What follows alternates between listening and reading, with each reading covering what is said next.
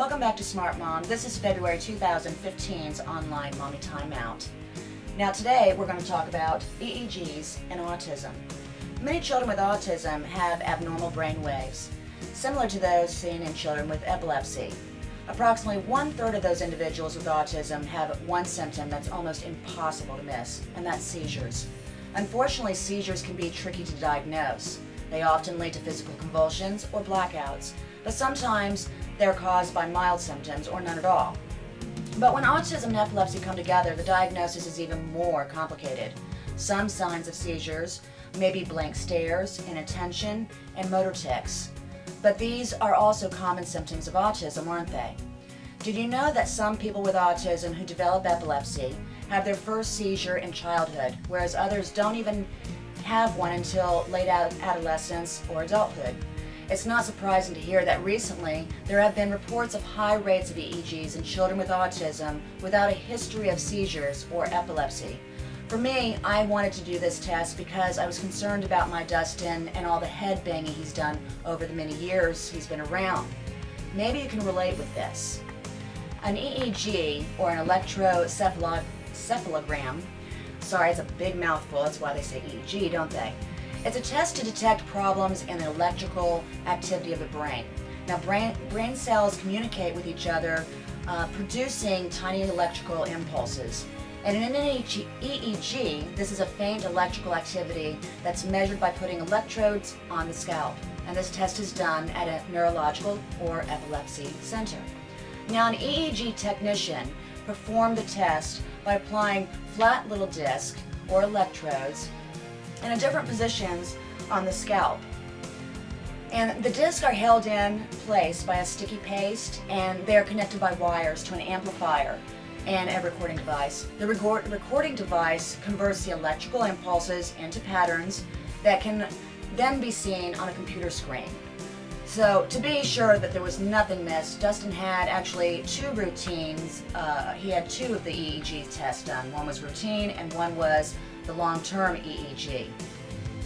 Now, a routine EEG typically takes an hour and 15 minutes. You'll have to be sure your son or daughter has clean and dry hair.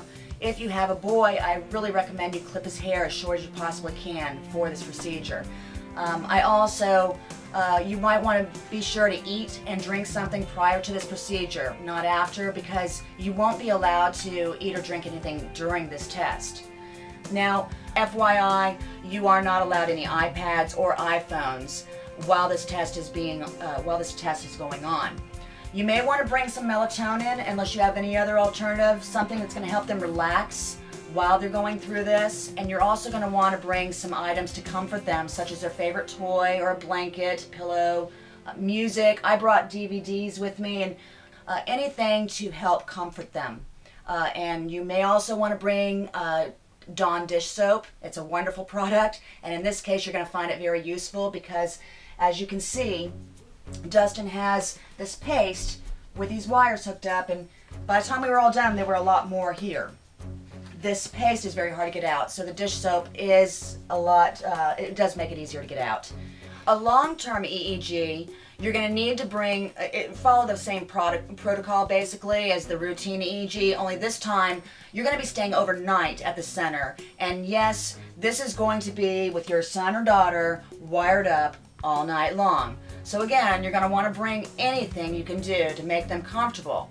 Only one parent can be present, and they suggest that siblings do not come because they are a distraction, obviously, when you are doing this. So you do have to keep that in mind. They do have accommodations there for you. They'll have a kitchen.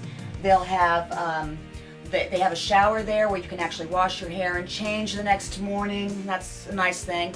You will also be able to order out for food, or maybe even bring food with you before you stay overnight. That is allowed. And for those of you who might want to know if they have it, there's Dustin all. They do bandage them up as well. The wires aren't exposed, just to let you know as well.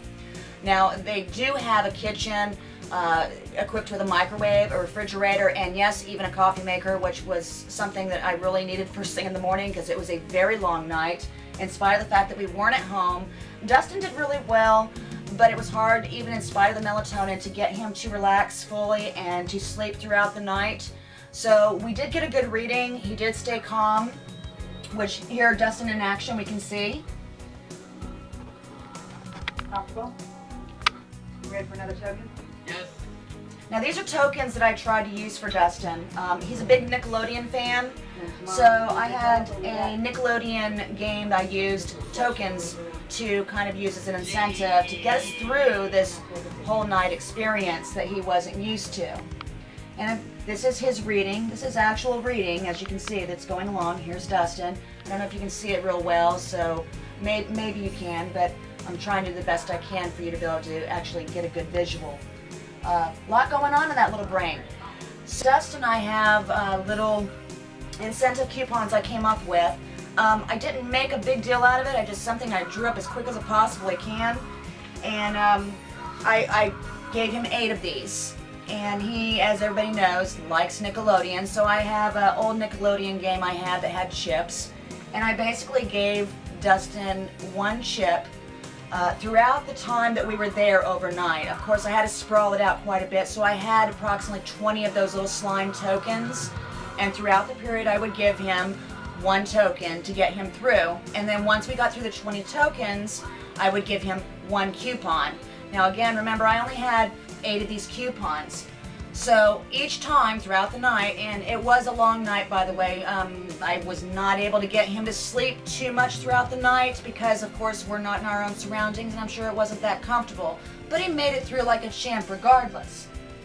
As you can see, it's getting dark here now, but he's doing it very well here. So an incentive, I definitely encourage you to do that.